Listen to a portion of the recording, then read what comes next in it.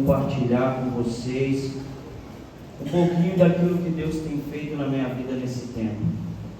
Eu gostaria aqui desde já de agradecer ao pastor Josimar pela oportunidade, pela confiança, agradecer a essa igreja que me acolheu num dos momentos mais difíceis da minha vida.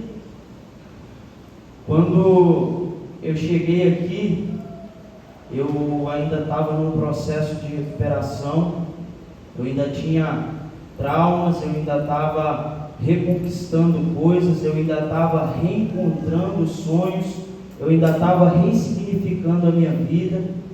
E eu lembro que, sem conhecer, eu falei com o pastor Carlos, falei: pastor, está na hora de eu arrumar uma igreja. Ele falou: para onde você quer ir? Eu falei: eu quero ir lá para o Pomar. Sem conhecer ninguém. Eu tinha visto o pastor Josimar fazer o casamento do Jonathan lá em Cristolândia, e naquele dia Deus colocou algo no meu coração, e aí eu disse que eu queria vir para cá. E Deus, ele já sabia de tudo que iria acontecer, ele sabia do que eu precisava, e ele sabia que do acolhimento de vocês renasceria o sentido que eu precisava reencontrar para mim seguir a minha vida de uma forma diferente. E eu agradeço a cada um de vocês que abençoaram a minha vida, que oraram por mim. O pastor Josimar foi um paizão para mim nesse tempo. Eu sou aquela ovelha distante, né, irmãos? Eu dificilmente consigo vir na igreja, são muitas responsabilidades. Mas graças a Deus, Deus tem me dado a oportunidade de fazer parte do reino dele. Isso é uma honra muito grande para quem viveu tudo que eu vivi. Então eu sou muito grato, serei eternamente grato a cada um de vocês que abençoaram, que oraram, que me abraçaram quando eu cheguei aqui. Fui muito bem recebido, e saibam que vocês fazem parte de tudo que Deus tem me dado a oportunidade de viver. Eu quero deixar aqui uma palavra que vai ser a base de tudo que eu quero dizer para os irmãos nessa noite. Uma palavra que Deus, ele ministra muito ao meu coração através dela, que está no livro de Romanos, capítulo de número 12, versículo de número 2. A palavra de Deus diz assim: e não vos amoldeis ao sistema deste mundo, ou não vos conformeis com esse século presente, mas sede transformados pela renovação da vossa mente, para que experimenteis qual seja a boa, agradável e perfeita vontade de Deus. Não vos conformeis com esse mundo, mas transformai-vos pela renovação do vosso entendimento, do vosso modo de pensar, para que experimenteis a boa, perfeita e agradável vontade de Deus. Irmãos, eu hoje tenho 28 anos de idade, eu sou natural da cidade de Ibatiba, que é interior aqui do estado, uma cidade pequena de 34 mil habitantes.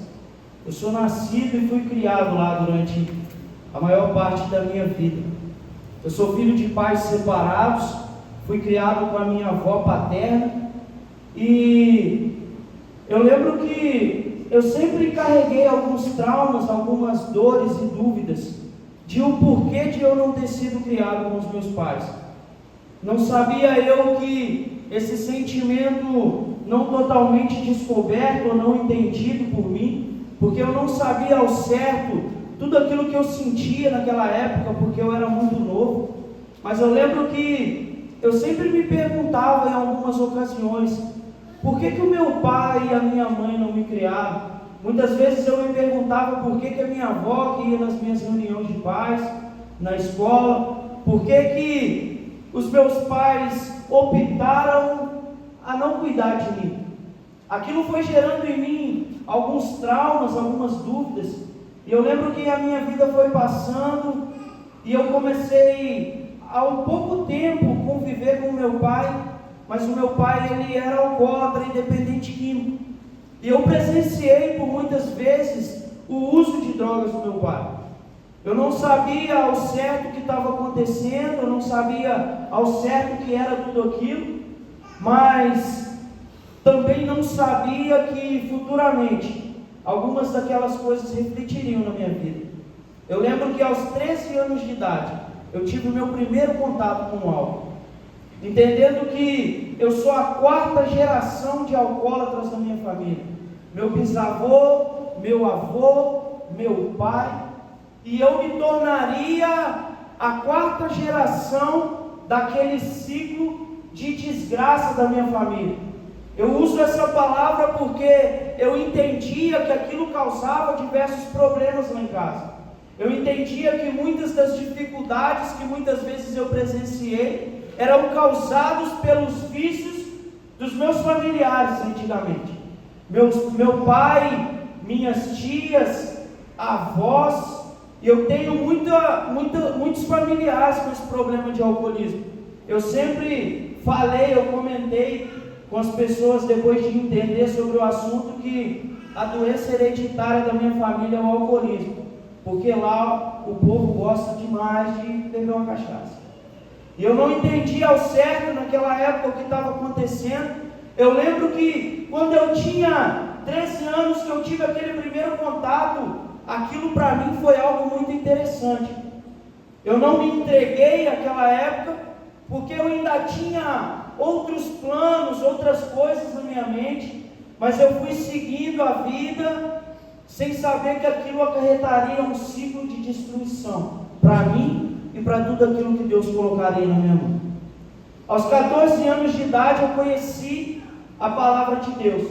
Eu fui para a igreja, uma assembleia lá na minha cidade, conheci aquilo tudo, presenciei aquele movimento, e eu falei, esse negócio de Jesus é bom, eu quero viver isso para a minha vida.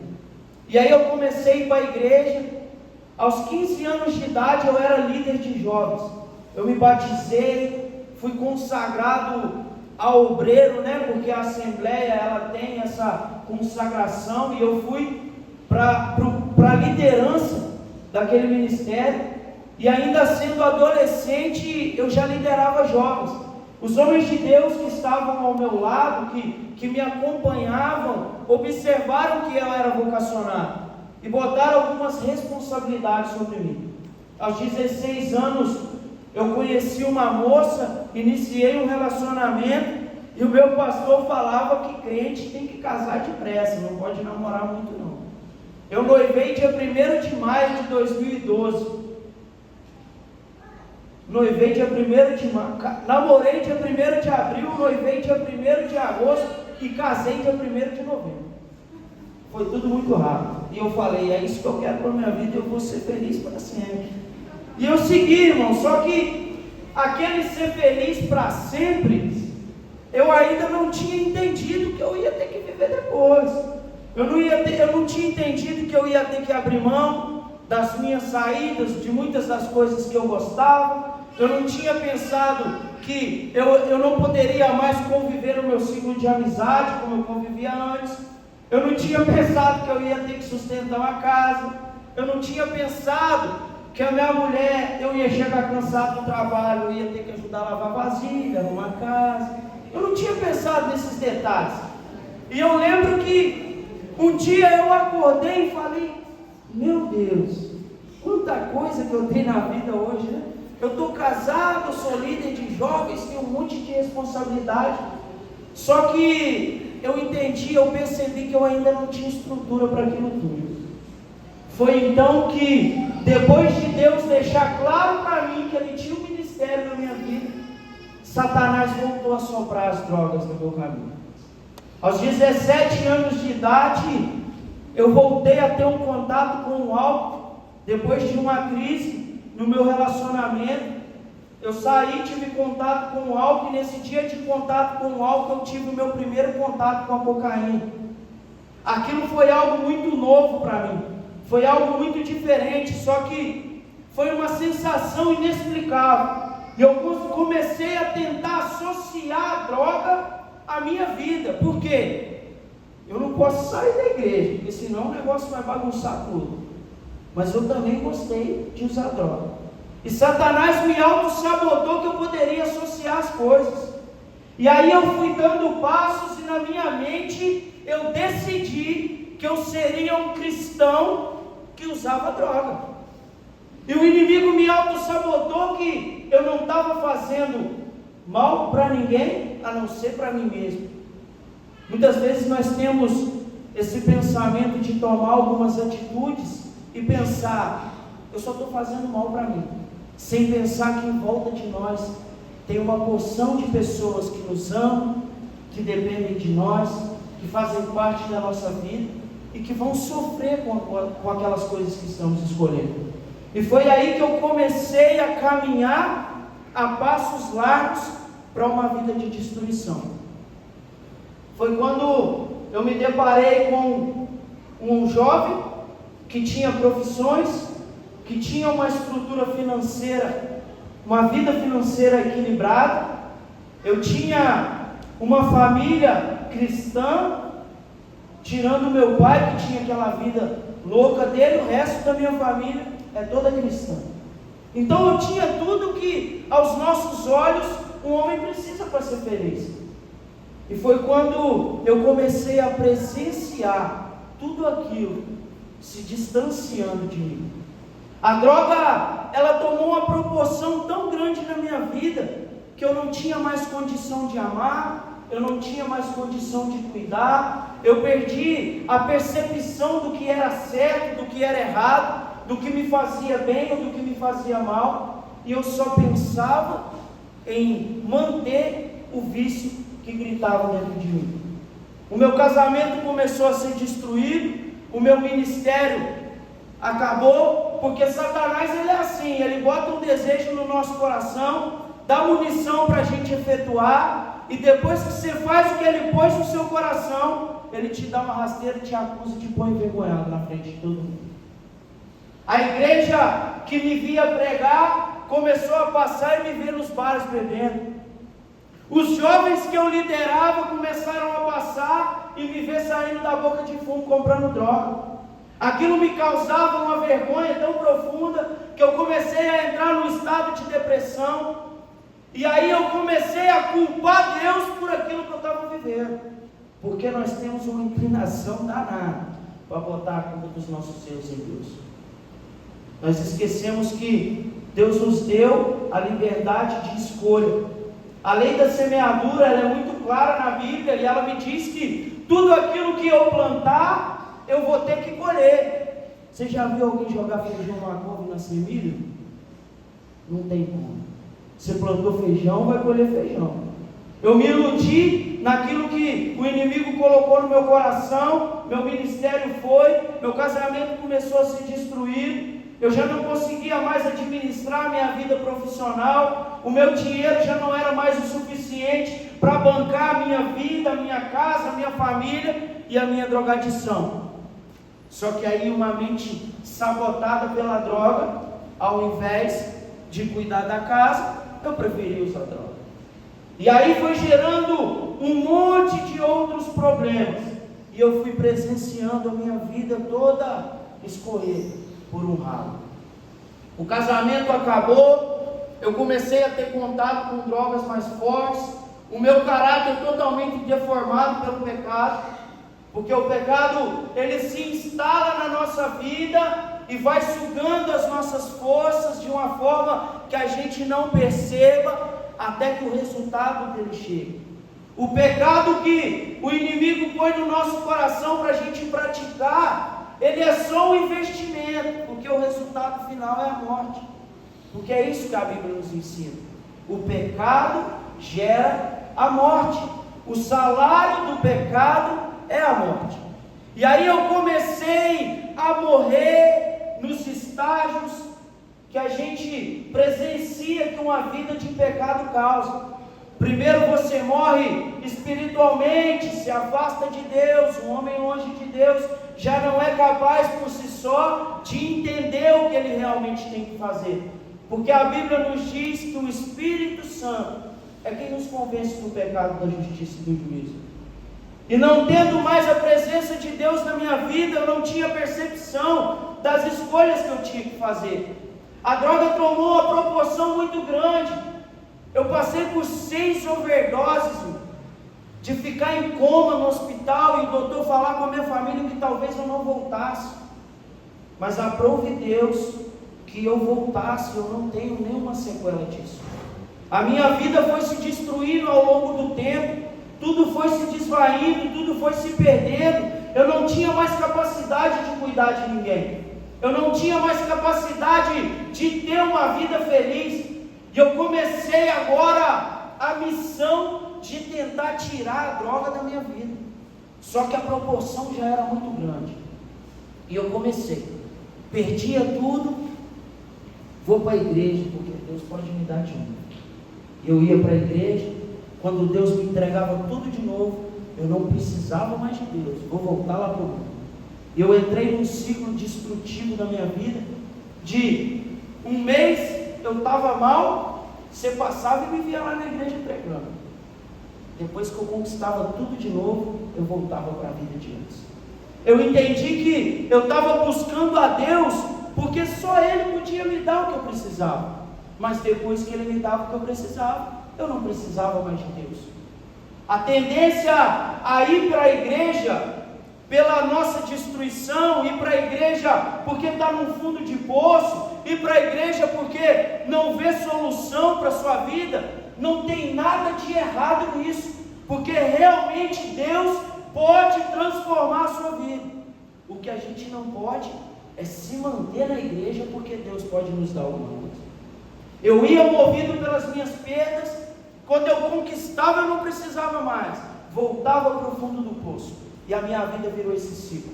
Igreja, mundo, igreja, mundo, até que as coisas foram piorando. Piorando, piorando, piorando. E eu cheguei à conclusão, depois de dezenas de recaídas, depois de tentar tratamento, depois de tentar a igreja, depois de tentar largar tudo e só ficar com a minha família, eu tentei todas as formas que vocês imaginarem para tentar tirar aquilo da minha vida, mas nada me dava uma solução concreta. Foi aí que eu entendi que era impossível eu viver sem droga. E aí, entregue à mão de Satanás, entregue aos meus desejos, às minhas vaidades, eu comecei a ter uma inclinação suicida. Eu pensava em me matar o tempo todo, porque para mim já não tinha mais solução. Eu via que o meu casamento tinha sido destruído, eu via que a minha filha já não estava tão presente na minha vida, porque eu não tinha capacidade de ser um bom pai. Eu via que eu não conseguia viver um ministério, mas a todo tempo eu pensava que eu precisava viver a vontade de Deus, porque eu sabia que Ele tinha um propósito na minha vida, só que eu já não tinha mais força para sair de lá. Foi quando eu tive a maior experiência com Deus da minha vida. Eu planejei o meu suicídio 2023, depois de um final de semana regrado a droga, álcool e tudo aquilo que Satanás e o mundo pode oferecer. Eu entrei em um sentimento de tristeza profundo e eu cheguei à certeza de que o melhor se fazer era eu me matar.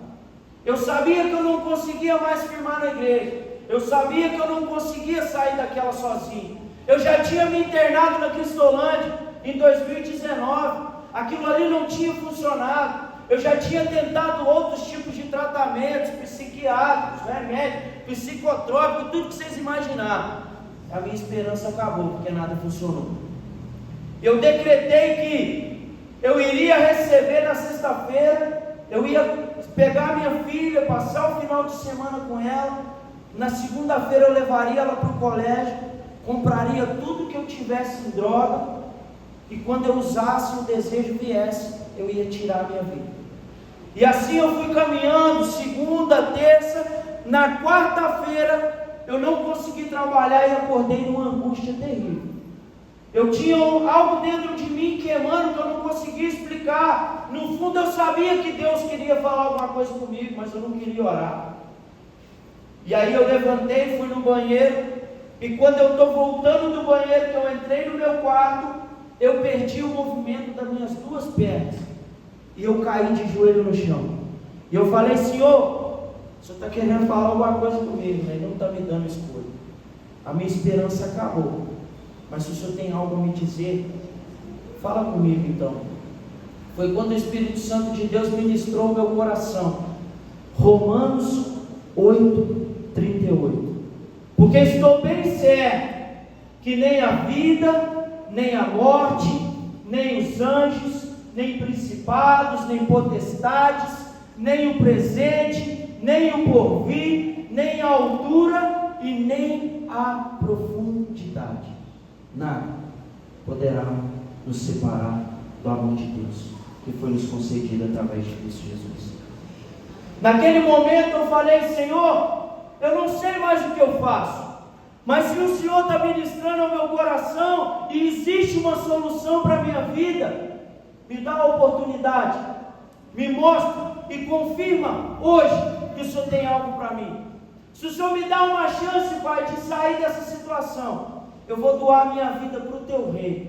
Eu abandono hoje as minhas prioridades, eu abandono as minhas vontades, eu abro mão do que eu acho que é bom para mim e eu vou viver o que o Senhor determinar para mim viver.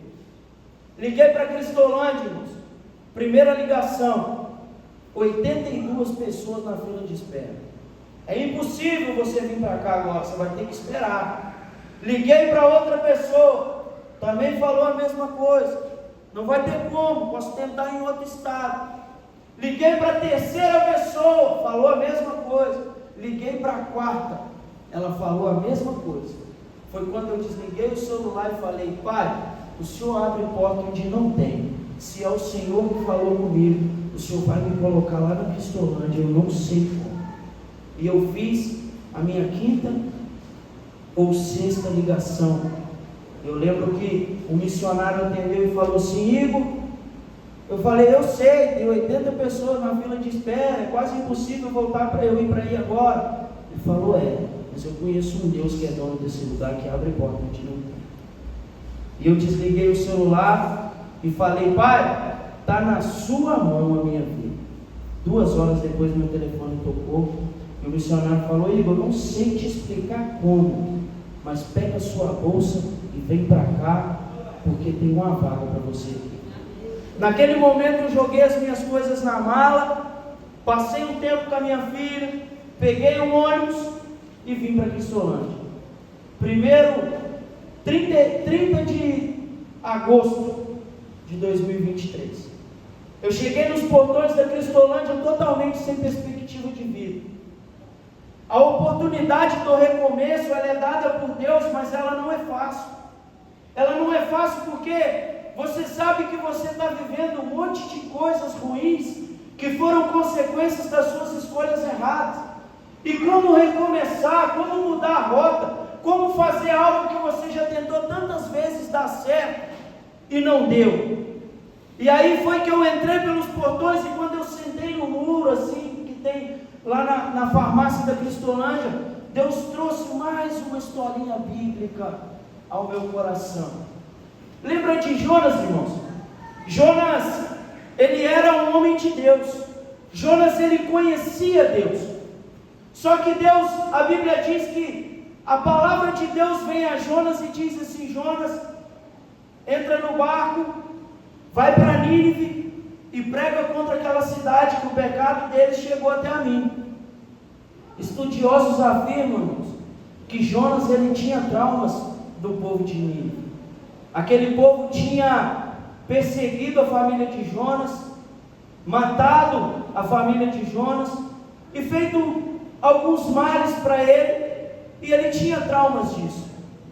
E aí a Bíblia ela nos mostra que Jonas, ele não queria ir para lá, porque eles conheciam Deus. Ele sabia que se ele pregasse, o povo ia se converter. E o povo tinha feito mal para ele queria que o povo se convertesse, não. E aí Jonas pega o barco e vai para um caminho contrário. E ele entra num processo de desobediência. Foi o que eu estava vivendo, porque eu conhecia a palavra, eu sabia o que eu tinha que fazer, só que eu optei por seguir outro caminho.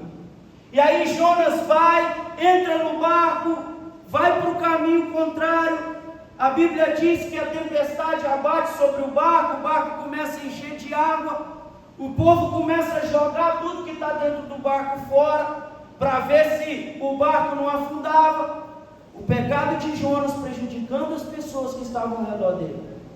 E aí que eu entendi a minha ilusão de achar que eu estava fazendo mal só para mim. Porque quando a gente entra numa vida de desobediência, a gente prejudica não só a nós, mas também a outras pessoas que estão ao nosso redor.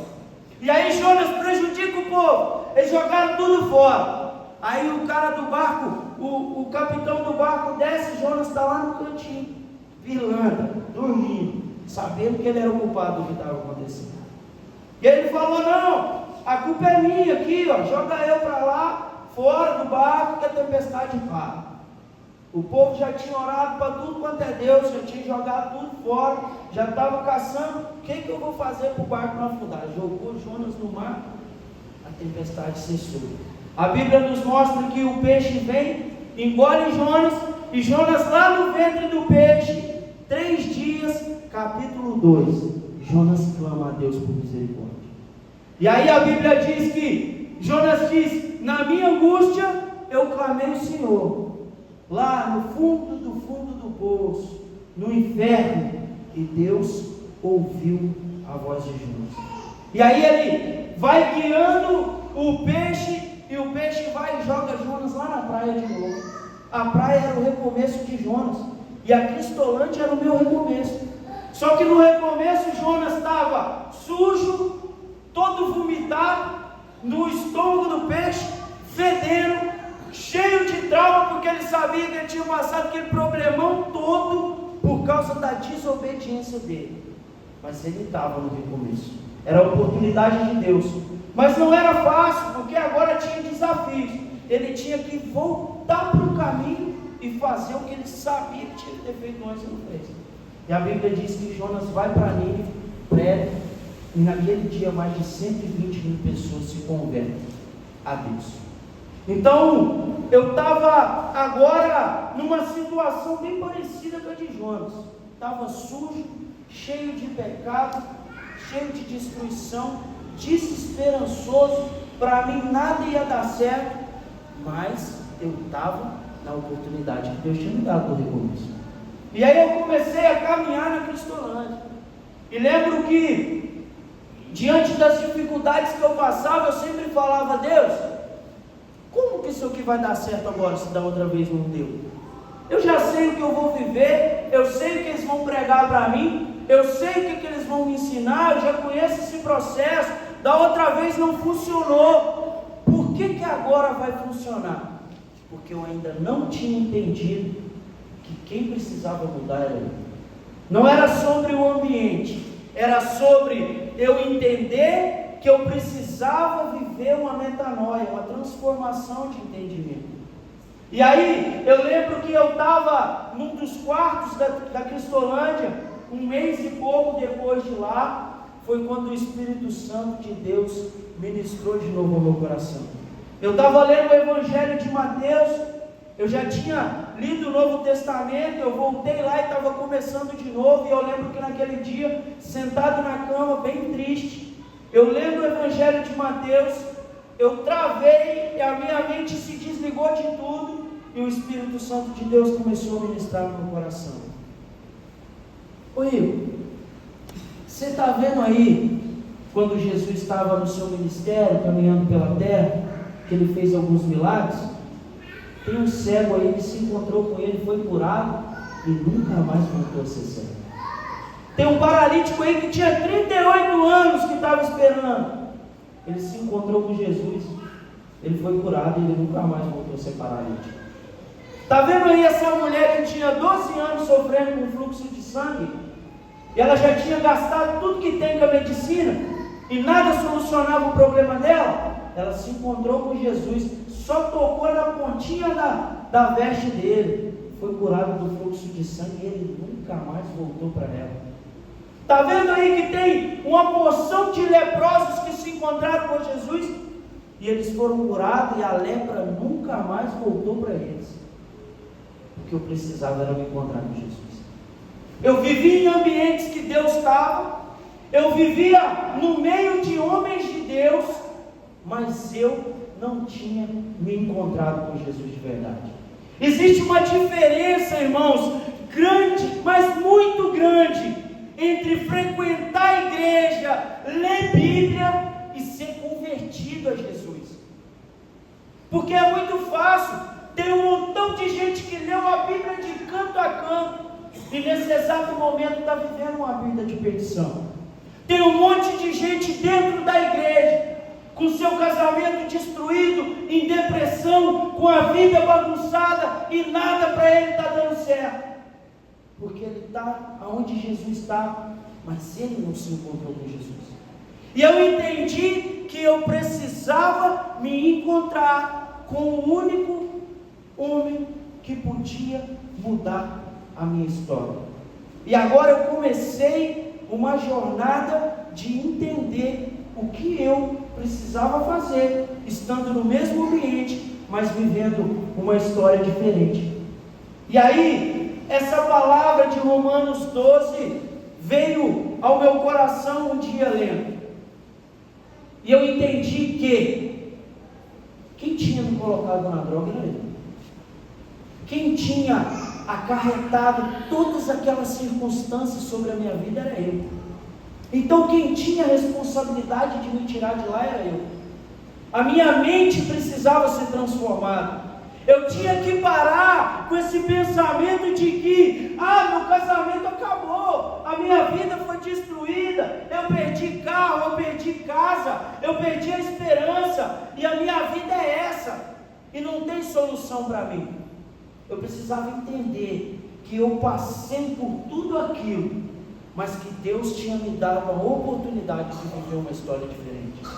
Eu entendi que esse negócio de metanoia, esse negócio de transformação de mente, ele parte de mim. É eu que preciso entender que a minha mente precisa ser mudada. É eu que preciso entender que eu tenho que mudar as minhas prioridades. E foi isso que aconteceu comigo. Quando eu consegui me encontrar com Jesus de verdade, as minhas prioridades mudaram. Eu sempre fui um cara que achava que para ser feliz eu tinha que ter dinheiro na conta, um carro na garagem, uma esposa muito bonita, uma vida extremamente feliz, e aí vai ser tudo muito bom. E tudo isso são coisas de Deus. Deus quer que nós vivamos bem, Deus quer que nós conquistamos as nossas coisas, mas essas não podem ser as nossas prioridades. E aí eu entendi que sempre que eu ia para a igreja e eu conquistava todas essas coisas, depois eu saía da igreja de novo, porque eu estava sendo movido pelas minhas perdas. Se eu conquistei de novo, eu não preciso mais de quem consegue me dar as coisas.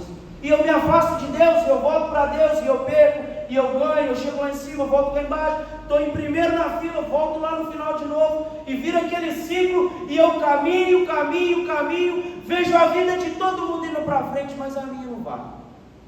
Eu precisava me converter. E o dia que eu me encontrei com Jesus, a primeira coisa que ele mudou na minha mente foi as minhas prioridades. Para mim, irmãos, esse negócio de ser missionário é um negócio de doido. Missionário, eu era problemático para caramba. Aí eu vou ser missionário e vou trabalhar num lugar que tem 64 de mim lá. Isso é coisa de doido, irmão. Cuidar de 60 homens que a sociedade não quer. Cuidar de 60 homens que a família não quer. Cuidar de 60 homens que estavam à margem da sociedade, sem esperança, sem perspectiva, cheio de traumas, cheio de perdas. Isso para mim era coisa de doido, eu até admirava. Graças a Deus que tem esses caras, porque está me ajudando. Mas eu fazer isso aí? Vou não. É ruim.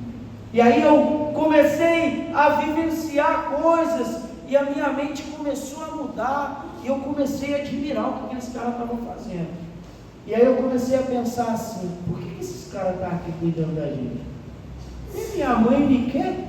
Por que esse cara sai de casa de madrugada para vir cá cuidar de mim? Por que as igrejas sustentam isso aqui dessa forma? Tem alguma coisa aqui nesse negócio. E aquilo começou a queimar no meu coração, irmãos. E aí, o que era negócio de doido, se tornou um sonho para mim. E eu falei, agora eu vou terminar meu tratamento e vou ser missionário da Cristolândia. Não ganho nem R$1 para estar lá, irmãos. Nem R$1. Mas vocês não têm noção do quanto que eu sou feliz. Vocês não têm noção do quanto que Deus me fez entender que muitas vezes, ou todas elas, o que eu acho que é bom para mim não é. E agora eu não quero mais ter as coisas que eu queria antes? Quero, mas elas não são mais a minha prioridade, porque eu entendi que Deus me deu a oportunidade no recomeço, e agora eu tinha a responsabilidade de fazer a coisa certa. Eu tinha a responsabilidade de fazer aquilo que eu deixei de fazer lá atrás, pelos meus caprichos, pelas minhas vaidades, pelas minhas vontades, os meus desejos. Entende? E agora eu tenho que viver o que Deus tem para mim. Só que viver o que Deus tem para mim dá um trabalho danado. E sabe por que nesse exato momento, milhares de jovens como eu e muitos que estão aqui, estão perdidos, entregues às drogas, morrendo de overdose, sendo assassinados por envolvimento no crime, perdendo suas famílias e se afastando de tudo aquilo que mais amavam, porque não querem ter trabalho. Essa questão de viver Deus, ela requer renúncias, e para viver o caminho de Deus, muitas vezes eu vou ter que abrir mão de coisas que eu amo. Muitas vezes eu vou ter que abrir mão de coisas que eu quero muito na minha vida, mas não condizem com o que Deus tem para mim. E conversão é isso, é mudar a rota, é viver não o que eu quero, mas o que Deus tem preparado para mim. E eu comecei a viver um processo de transformação doloroso, porque tem gente, irmãos, que aprende ouvindo conselho, e eu na vida só aprendi apanhando. Eu sempre fui aquele cara que me falava, Igor, não faz isso aí não que vai dar errado. Só que eu queria ir lá pagar para ver, e eu pagava, e eu sofri muito com isso, até o ponto de perder as minhas esperanças. Mas para a honra e glória de Deus, Ele entrou na minha vida, Ele me fez entender o que Ele tinha preparado para mim, e a minha mente foi mudada, as minhas prioridades mudaram, a minha forma de ver o mundo mudou, a minha forma de olhar as pessoas mudaram. Um amor nasceu no meu coração de pensar que eu preciso fazer por alguém o que um dia fizeram por mim. Deus, Ele não mudou a minha vida à toa. Deus, Ele não me resgatou da droga. Deus não me fez sobreviver a 6 overdoses. Eu perdi amigos na primeira e sobrevivi a 6. Ele não me tirou de lá e não me fez passar por tudo isso porque eu sou mais bonitinho que eles ou porque eu sou melhor. Não, tem alguma coisa aí, eu preciso descobrir o que é. E eu comecei uma busca constante por Deus. Eu sempre queria entender por que Deus me ama tanto. Por que esse amor de Deus é tão grande que chega a nos constranger de Ele pegar e mover um monte de situações em prol da vida de um cara que virou as costas para ele por droga. Eu troquei meu ministério, a minha família, eu troquei a minha mocidade, a minha juventude por cocaína, irmãos. A Bíblia me mostrava o que eu tinha que fazer, mas eu fechei a Bíblia e preferi usar droga. Eu preferi viver uma vida de prostituição, uma vida que me trazia os prazeres que o meu coração desejava. E tudo isso para a nossa carne, para o nosso corpo, para o nosso ego, é muito prazeroso. Só que as consequências são devastadoras. E aí, eu quero fazer bagunça, mas depois eu não quero pagar a conta. E eu tinha que pagar minha conta. Minha família está destruída. Minha família está triste comigo. Minha família está decepcionada. Minha filha está longe. Talvez não entenda o que está acontecendo ainda direito. Eu estou sem saber o que eu vou ter que fazer, mas eu preciso consertar a minha bagunça. Eu preciso limpar esse negócio aqui, fui eu que baguncei. E aí eu aprendi que, por que a minha vida não dava certo antes? Porque eu ia lá, fazia minhas baguncinhas e jogava a responsabilidade para Deus. Agora o Senhor vai mudar a minha vida. E aí eu voltava lá, fazia minhas bagunças e jogava minha responsabilidade para Deus. A lei da semeadura para mim não existia. Eu vou plantando, jogou na terra, irmãos, vai crescer, vai nascer. E aí na hora de colher eu não queria. Aí eu comecei a pensar em me matar, porque eu não queria colher o que eu tinha plantado. E no dia que eu encontrei com Jesus, ele me disse que eu precisava limpar a terra para fazer novas plantações. Eu comecei essa corrida. Esse negócio vai ter que dar certo. Foi Deus que me chamou, Ele confirmou no meu coração. E eu vou fazer esse negócio dar certo. Busquei em Deus, chorei, por muitas vezes pensei em desistir.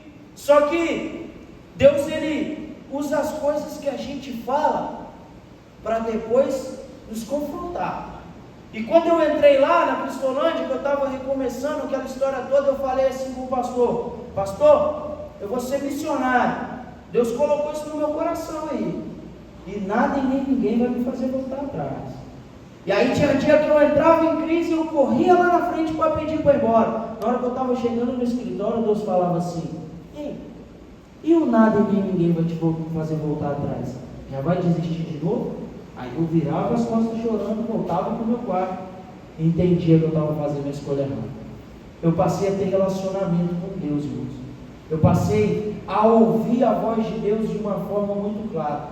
Deus, Ele tinha me dado a oportunidade, eu precisava agarrar ela. E aí eu parei de olhar o que eu tinha vivido como destruição, como perda e tristeza, e passei a ver como testemunho. Eu posso sair dessa e ajudar com que outras pessoas não vivam o mesmo que eu vivi. Gênesis 12:2. Deus chama Abraão e fala: Abraão, sai da sua terra, sai da sua parentela, larga todo mundo aí e vai para uma terra que eu vou te mostrar.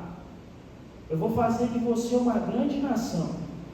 Vou abençoar quem te abençoar, vou amaldiçoar quem te amaldiçoar. Todas as famílias serão abençoadas através de você. E lá na parte B do versículo 2, fala assim: e você será uma bênção. Minha tradução aqui diz: e você será uma bênção para o outro. Mas para ser uma bênção para o outro, Abraão teve que deixar tudo que ele amava. Ele teve que largar o porto seguro, teve que largar aquilo ali que ele já tinha construído, a sua convivência, as pessoas que ele amava, e fazer o que Deus queria. E aí ele seria uma bênção para os outros. O que isso me ensina? Que quando eu deixo as minhas prioridades e faço aquilo que Deus me manda, eu vou ser uma bênção, não só para mim, mas para os outros, para as pessoas que estão ao meu redor. Eu entendi através dessa palavra que tudo que eu tinha vivido não era porque eu nasci azarado e caí naquela. Tudo que eu tinha vivido agora já foi, não tem como eu voltar lá atrás, mas eu posso fazer diferente daqui em diante. E a minha vida pode ser bênção para outros. E eu tenho vivido isso nesses dias. Eu fui passando o meu tratamento, com 7 meses eu vim para cá. Cheguei ali no portão, acuado, com vergonha, sem saber o que ia acontecer. O irmão Wagner chegou de carro, me convidou para dentro. Eu cheguei, fui muito bem recebido por todos vocês. A minha caminhada foi passando. Agora eu tinha que fazer um discipulado de batismo. Passei pelo discipulado, fui vencendo as minhas guerras lá, passando as minhas lutas para permanecer, vencendo as minhas crises, lutando para administrar o que eu precisava consertar, o que eu precisava deixar para trás, o que eu precisava abrir mão, mas fui vivendo, um dia após o outro. Terminei, tive o privilégio de ser a 3ª pessoa batizada dentro desse tanque, e Deus, Ele foi transformando a minha vida de uma forma que, se hoje eu tiver que te explicar, eu não consigo encontrar a forma certa, as palavras que descrevem o que Deus tem feito por mim. Eu comecei a não só ver a palavra de Deus, eu comecei a não simplesmente ler a Bíblia e pensar, eu preciso ler 2, 3, 4, 5 capítulos da Bíblia por dia.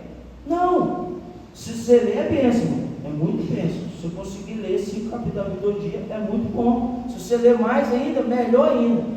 Mas eu entendi que se eu conseguisse ler um versículo só por dia e viver ele, eu ia ser tremendamente abençoado por Deus. Eu comecei a estudar e a viver, não ser só ouvinte, mas praticante do que eu tinha aprendido. Nesse caminho Deus começou a mover as coisas, a minha família voltou para mim, as minhas tias que me criaram, minha avó faleceu, meu pai infartou aos 45 anos por questão da drogadição. A minha família voltou para mim e me abraçou de uma forma como se nada daquilo nunca tivesse acontecido. Deus curou meu coração, curou o coração deles. Hoje eu ligo para minha filha e ela fala que eu sou o melhor pai do mundo. Entendeu, irmãos? Hoje eu tenho um ministério. Eu sou missionário de missões nacionais. Eu sou participante do reino de Deus. Eu faço parte do que Deus tem feito nessa terra. Eu tenho oportunidade de, com toda a minha fragilidade, a minha fraqueza, com todas as minhas dificuldades, participar da restauração de um monte de outras famílias. Hoje a gente teve um encontro de família lá no sítio e eu vejo as mães com um olhar de gratidão, sabe, correr e vir me abraçar e falar obrigado pelo que você está fazendo pelo meu filho. E eu não estou fazendo nada, perto do que Deus fez por mim. Sabe, então, vidas estão sendo restauradas. E eu entendi que eu vim para Cristolândia porque eu tinha perdido tudo, irmão. Se eu não tivesse perdido, eu não tinha ido não. Eu tive que chegar ao fundo do poço, pensar em tirar a minha própria vida, perder as esperanças de tudo, para Deus me colocar ali outra vez. Eu entender que agora eu não posso mais ser movido pelas minhas pilhas. Eu vim para cá por isso, mas eu não vou ser movido por isso. Agora eu preciso não mais usar droga, não é porque a droga me destrói. Eu não vou mais usar droga por amor a Cristo. Eu não vou mais viver uma vida de perdição, uma vida regrada a pecados, não porque isso vai acarretar consequências devastadoras para mim. Porque eu não vou fazer porque eu amo Jesus. E porque eu preciso ser fiel a Ele. A esse amor que me constrange e me faz pensar: por que Ele me ama tanto? Por que eu tive essa chance que milhares de pessoas não tiveram? Por que eu tenho essa oportunidade que muitos queriam ter e não tiveram a chance de ter? Por que Deus me fez sobreviver a tudo que eu sobrevivi? Existe um propósito maior para as nossas vidas e que nós precisamos entender. E aí Filipenses 3:10, Paulo fala: não que eu já tenha alcançado, mas uma coisa faço, esquecendo-me das coisas que para trás ficaram e avançando para as que estão à minha frente. O meu passado é o meu passado. Meu passado é a minha história que eu não consigo apagar. Mas daqui em diante eu não posso mais ser movido por ele. Os meus sentimentos não podem ser constituídos por ele. De aqui em diante eu preciso viver outra vida. Mas o meu passado ele vai continuar sendo a minha história. O meu passado é o meu Velho Testamento. Meu passado é o que eu vivi antes de Jesus chegar. E no dia que Jesus chegou, eu comecei a viver uma nova história. E hoje eu tenho vivido tempos inexplicáveis. Eu aprendi, irmãos, que eu preciso me contentar com a vida que eu tenho hoje. Eu preciso me contentar, eu preciso me alegrar, seja lá qual for a situação. Eu não posso servir a Deus no meu momento de alegria e no meu momento de dor, eu olhar para trás e achar que Deus me abandonou. Eu não posso achar que porque eu estou passando um momento de depressão, Deus ele esqueceu de mim. Porque talvez a minha depressão tem outros motivos lá de trás que me fizeram viver o que eu estou vivendo hoje. Talvez foram escolhas minhas, talvez não. Talvez o que eu estou passando hoje é consequência do que outras pessoas ao meu redor fizeram. Porque pessoas abençoam pessoas, mas pessoas também podem amaldiçoar pessoas. As minhas palavras podem ser bênçãos, mas dependendo da minha situação espiritual, da minha situação emocional, as minhas palavras podem ser maldição para outras pessoas. E eu preciso entender isso, que seja no momento de fartura ou de tristeza, seja no momento de bonança ou no momento que eu não tenho tudo o que eu preciso me manter fiel a Deus, porque Ele sabe de todas as coisas, Ele é o regente da minha vida. Irmãos, hoje é o último domingo de 2024, e nós estamos aqui na casa de Deus, tendo a oportunidade de contar das maravilhas que Ele tem feito em nossas vidas, e isso é um privilégio. Olha para a sua vida e vê quantas coisas que você passou durante esse ano. No início de 2024, a minha vida estava sendo reorganizada. No último domingo de 2024, eu estou contando para vocês as maravilhas que Deus fez para mim. No início desse ano, eu ainda não tinha muita certeza do que ia acontecer, mas no final dele, eu tenho tido o privilégio de ter a minha vida glorificando e exaltando o nome de Deus. Olha para a sua vida e pensa em tudo que você passou para chegar até aqui. Então, no momento de dificuldade, você não pode pensar que Deus te esqueceu. Filipenses 4, 10. Eu aprendi a ter fartura, eu aprendi a padecer de necessidade, eu aprendi a ter a mesa cheia, mas eu também sei estar na caverna escondido. Isso era Paulo falando. Paulo que saiu lá da alta guarda romana, saiu de dentro de um palácio, de uma mesa de fartura, e se encontrou com Deus e começou a viver preso, caverna, passando fome, apanhando. E aí ele vai narrando que ele entendeu que na fartura ou na necessidade Deus está com ele. Lá no versículo 13 ele diz: porque eu posso todas as coisas naquele que me fortalece. E eu preciso entender que as dificuldades, elas fazem parte da nossa vida, irmãos. Nós somos seres que temos direito a escolhas e às vezes escolhemos errado. Porque estar na igreja, estar com Deus, não me isenta de pecar, não me isenta de cometer erros, mas me faz entrar em guerra com o pecado. Eu ter me encontrado com Jesus não quer dizer que eu não vou errar mais, mas eu vou não me conformar com o meu erro e viver uma vida diferente. Eu vou correr atrás do prejuízo, eu vou consertar as coisas, porque Deus, Ele nos dá a oportunidade de mudar a rota das nossas vidas. Muitas vezes nós não queremos perceber porque dá trabalho. Então, seja na dificuldade ou na alegria, que nós possamos entender que Deus é o regente da nossa vida. Às vezes na dificuldade nós temos a inclinação de esquecer das coisas que Deus já fez por nós. Nós temos a inclinação de esquecer da onde Deus nos tirou, mas que nós possamos ter em nossos corações que Deus é o regente das nossas vidas.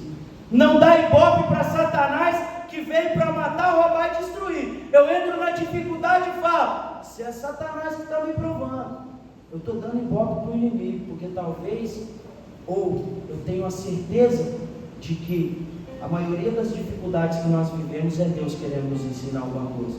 E aquele lugar que mais dói, aquele lugar que é mais difícil, é onde Deus quer nos moldar.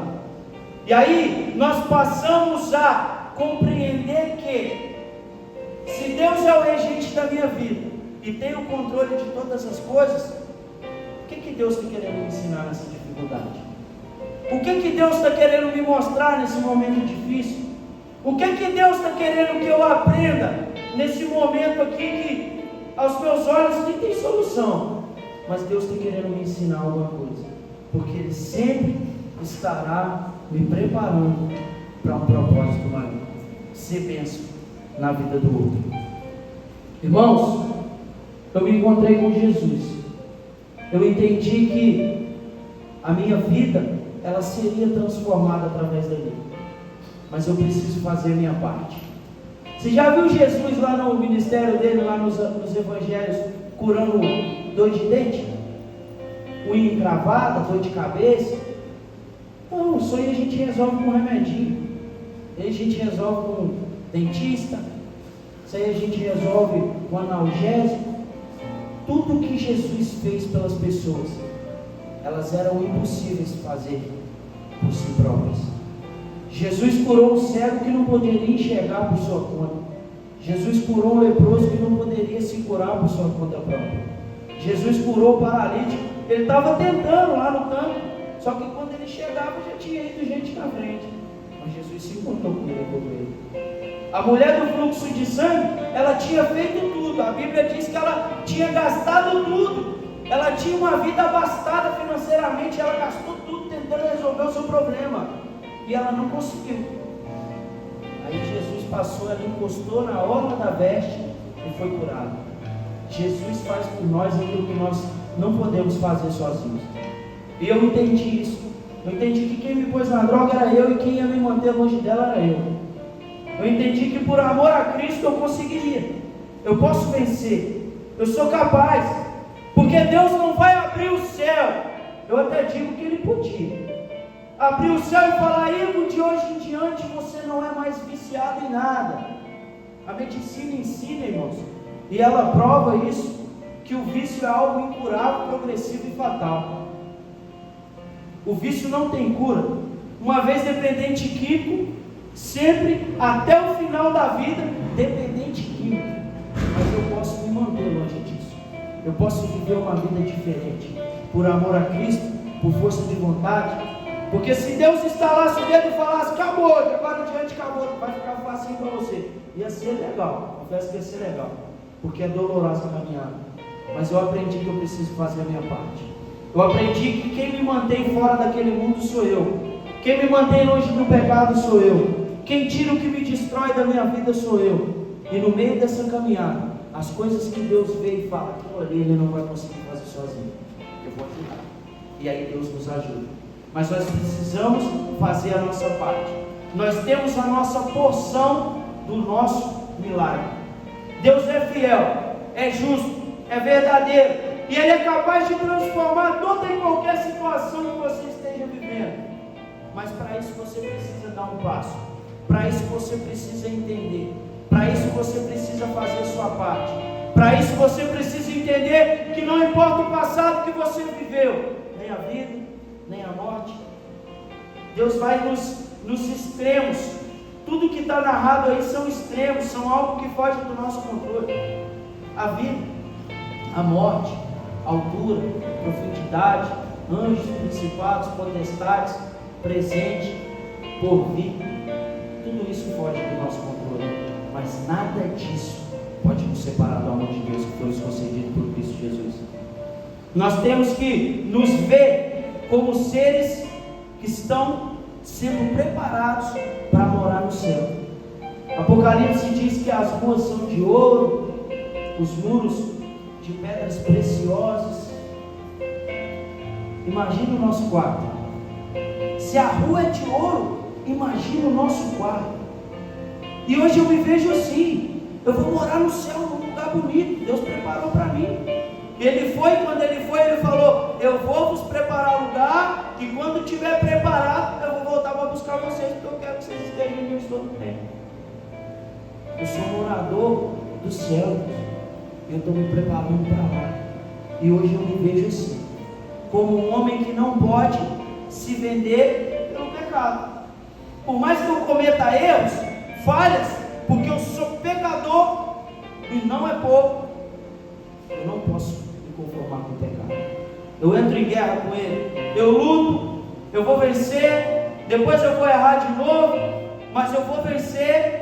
Mas nada e nem ninguém pode me tirar do propósito de Deus. Eu tenho vivido tempos maravilhosos, tempos de muitas batalhas, muitos desafios, muitas guerras travadas, porque hoje eu não luto só a minha luta, eu escolhi lutar a luta de mais 64 homens. Eu tenho 10 homens que são discipulados por mim todos os dias. Eu tenho 10 homens que estão num processo de restauração, e quando o bicho pega, eles vêm falar comigo. Quando eles querem que Deus fale alguma coisa com eles, eles vêm me perguntar o que eu faço para Deus me responder. Tem vezes que eu fico pensando, Deus, o que eu vou falar para esse cara? Mas Deus confiou eles a mim, e eu tenho caminhado com eles. Hoje eu luto a minha luta e a luta de mais 10, e atrás daqueles 10 tem 10 famílias, esposas, mães, filhos, e eu estou lutando com eles, mas Deus, Ele tem me sustentado. E aí, quando às vezes o erro bate na porta, o que eu penso? Eu não posso me entregar ao pecado. Se eu escorregar, eu não posso me prostrar, porque tem 10 pessoas lá que vão me perguntar como é que elas fazem para vencer isso aqui. E eu preciso apresentar Jesus para elas. O Jesus que mudou a minha vida, o Jesus que mudou a minha história. O meu testemunho tem que condizer com as minhas palavras. Eu vim aqui na frente abrir a Bíblia e falar um monte de coisas bonitas que comovem os corações, é muito fácil. Mas aquela pregação top, que é a minha vida, o meu testemunho, os meus passos, o que as pessoas veem, essa aí dá trabalho para fazer, mas é ela que Deus quer. Deus não está ligando para o quanto eu sei ou para o quanto eu sou capaz. Ele está ligando para o quanto eu estou me esforçando para fazer o que é correto. E a vida com Deus é uma vida de renúncias, é uma vida de abrir mão de sonhos, abrir mão de planos, abrir mão de projetos, abrir mão de pessoas, abrir mão de lugares, abrir mão de voltar para a minha cidade e ficar no conforto da minha família, abrir mão de estar do lado da minha filhinha, que liga cobrando, cadê o melhor pai do mundo dela? Esses dias eu fiquei 2 dias sem mandar mensagem para ela, irmãos, ela me mandou um áudio assim: boa tarde, eu gostaria de falar comigo, porque ele é meu pai, só que eu acho que ele esqueceu que ele tem filha. Você vê ele aí, dá um recado para ele que eu amo ele, por favor. Só que eu não posso mais estar do lado dela todo dia, porque eu preciso viver o que Deus determinou para mim. Se eu sair do que Deus tem para mim, eu não vou ter capacidade de ser o melhor pai do mundo dela. Eu não vou ter a capacidade de orgulhar minha família. Eu não vou ter a capacidade de ter um ministério. Eu não vou ter a capacidade de ter o privilégio de poder falar do amor de Deus, de ajudar outras pessoas e ser bênção na vida de outros. Então vale a pena isso. Vale a pena abrir mão do que for preciso para viver Deus. Porque se eu tiver a minha mente transformada, como Romanos 12:2 diz, que eu vou ter o privilégio de experimentar a boa, perfeita e agradável vontade de Deus. Eu tenho vivido isso nesse tempo. Eu tenho participado da vida de outros. Eu tenho tido paz no meu coração. Eu tenho vivido momentos incríveis. Eu tenho hoje o privilégio de ser membro de uma igreja, de ter um pastor, de ter um ministério, de ter uma liderança que me abraça, que cuida de mim, que me honra. Eu tenho tido o privilégio de ter uma vida feliz com a minha família. Eu não posso abrir mão disso por causa do pecado. Eu não posso abrir mão disso por causa das minhas vontades. Salomão foi o homem mais sábio da Bíblia. Arrumou 1000 mulheres, se entregou ao álcool, buscou o prazer em riquezas, e lá na sua velhice em Eclesiastes ele diz que tudo é vaidade, tudo não passa de desejos tolos que existem dentro de nós, porque nós temos que ter um propósito maior para as nossas vidas. Esse propósito é viver o que Deus tem preparado para nós. Esse propósito é entender por que Deus me deu força para vencer tudo que eu venci. Por que Deus me trouxe até aqui? Por que eu tenho o privilégio de passar o meu último domingo na presença de Deus? Não é só para vir sentar numa cadeira e ficar aí quietinho e assistir o culto e voltar para casa. Existe um propósito maior. Tem uma frase de desses artistas, né? O cara nem crente é. William Shakespeare. Ele tem uma das suas obras e tem uma narrativa E uma parte da narrativa tem uma frase assim: aquele que não sabe para onde vai, qualquer lugar serve. Se tem um cara que não é crente e entendeu isso, quem dirá nós que somos servos de Deus? Nós precisamos entender, nós precisamos compreender. Eu não posso me contentar com uma situação, seja lá qual for ela. Eu não posso aceitar que a minha vida é essa. Eu preciso descobrir um propósito maior. Paulo fala em Coríntios que, portanto, que nós não desfalecemos, porque as nossas pequenas e momentâneas tribulações do tempo presente geram em nós um peso de glória. Portanto, fitemos os nossos olhos naquilo que nós não podemos ver, porque aquilo que nós não vemos é eterno, e o que nós podemos ver é momentâneo, vai passar, vai acabar. Se eu for guiado pelo que meu coração almeja, logo aquilo passa e minha vida continua sem sentido. Mas essa coisa aí que os meus olhos não conseguem ver é o céu, é a rua de ouro, é uma vida com Deus, uma família restaurada, uma vida de paz, momentos de alegria, momentos de um prazer íntimo, um prazer pessoal, que me faz abrir o olho de manhã e falar: Deus, talvez agora não é aonde eu queria estar, não posso ser hipócrita, isso aqui está difícil, talvez, Senhor, não é triste que eu queria estar agora, mas eu sei que eu estou no centro da sua vontade. Irmãos, Jesus transforma. E tudo que eu te falei aqui é para te fazer entender que se Ele mudou a minha vida, não tem situação que eu não possa mudar. Eu cheguei ao estágio mais grave da vida de um homem, que é quando ele desiste de si mesmo. Eu tinha desistido de mim, mas Deus não desistiu. Deus me resgatou, pegou na minha mão, me botou de pé, escreveu uma nova história e tem me dado a oportunidade de viver ela. E eu glorifico o nome de Deus, porque vocês fazem parte da minha nova história. Vocês fazem parte do que Deus tem feito por mim. A minha oração é que Deus abençoe a vida de vocês. Por onde eu passar, por onde eu pregar, aonde eu pisar, vocês estarão no meu coração. Porque vocês fazem parte do meu recomeço. Vocês fazem parte da minha reconstrução.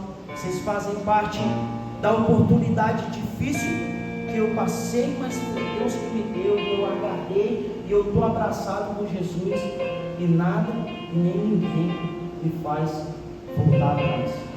Deus tem promessas para as nossas vidas. Ele restituirá os anos que foram roubados, consumidos pelo gafanhoto. É só a gente se entregar para Ele, abrir o nosso coração, permitir que Ele faça a obra, fazer a nossa parte e esperar e ver o que Deus é capaz de fazer. A Bíblia diz que aquilo que os meus olhos não viram, os ouvidos não ouviram, e o coração do homem é incapaz de imaginar, é o que Deus tem preparado para nós, para aqueles que o amam. Nada de melhor que eu conseguir trazer ao meu pensamento se compara ao que Deus tem preparado para mim. Que nós possamos viver isso, que nós possamos entender os projetos de Deus. Se tem algo que precisa ser transformado na nossa mente, que nós possamos permitir que Deus transforme. Se tem algo que precisa ser tirado da nossa história, que nós possamos permitir que Jesus tire. E pare, irmãos, abre a mão e espera para receber aquilo que Deus tem preparado para você. Eu tenho vivido momentos inexplicáveis, tenho muito mais do que eu preciso. Aí era uma loucura, né? Que eu pensava assim: eu preciso de dinheiro para ser feliz. Aí eu virei missionário, voluntário, não ganho nada no restaurante, tenho muito mais do que quando eu trabalhava. Eu ganhava 5 mil reais por mês, irmãos, eu passei fome, muito fome, muito fome. Hoje eu não ganho nada, tenho tudo que eu preciso. É um negócio, a matemática de Deus ela não bate. Já parou para pensar? Para você viver, você tem que morrer. Para você ser o primeiro, você tem que ser o último. Para você ser exaltado, você tem que ser humilhado. Seus olhos você não vai ter nada, e aí que você tem tudo. É um negócio inexplicável. Não consigo te explicar, mas eu estou apaixonado por Jesus, eu tenho amado viver isso. Eu desejo no meu coração que todos vocês tenham a oportunidade de viver aquilo que Deus tem para a vida de cada um de vocês. Se põe de pé, irmãos. Vamos orar. Eu quero mais uma vez agradecer, pastor, pela oportunidade. É um privilégio para mim enorme estar aqui podendo falar de Deus, falar do que Ele tem feito na minha vida. Entendam isso, irmãos. Vai para a sua casa pensando no que você ouviu aqui nessa noite. Se você tiver guardado uma única palavra, uma única frase, leve ela no seu coração. Pense que não há mal que Deus não tenha solução, não há nada que Ele não possa resolver. Seja lá qual for o problema que você esteja enfrentando, seja um familiar nas drogas, seja uma tristeza no seu coração, seja uma angústia, uma perda, não há nada que Deus não possa mudar. Jesus transforma. Eu sou a prova viva disso. Jesus pode mudar a sua história. Jesus pode mudar a sua família. Jesus pode mudar o seu caminho. Jesus pode mudar o seu coração. Jesus pode mudar a roda da sua vida. Jesus pode. Eu te garanto que pode. Eu sou a prova que pode. Jesus é maravilhoso. Não pode se contar o quanto de coisas que Ele tem feito por nós. Nós sejamos gratos a Deus pelos livramentos, pelas bênçãos, por aquilo que nós vemos, aquilo que nós não vemos, mas o mundo espiritual está acontecendo. Deus a todo tempo está nos livrando, está nos protegendo, está nos guardando, está nos guiando por um caminho que às vezes a gente não entende, mas lá na frente a gente compreende que aquilo ali foi para o nosso crescimento, para a nossa proteção. Amém? Que Deus abençoe a vida de vocês. Vamos orar. Deus, nós louvamos